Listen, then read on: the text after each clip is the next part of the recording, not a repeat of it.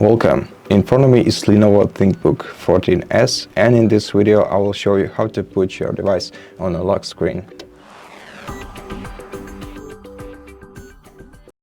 So one way to do that is simply by opening the Start menu, then selecting Power Options and clicking on the lock option right here. But if you want to use a quicker way to do that,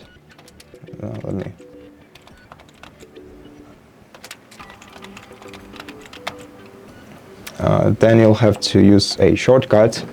If you like shortcuts, then this is definitely for you. You simply have to press the Windows key and the L key at the same time, like this.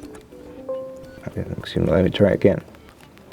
And this way you put your device on the lock screen, and basically that's it for this video. Thank you for watching it. If you liked it, consider subscribing to our channel, leave us a like and a comment below, and I'll see you in the next one.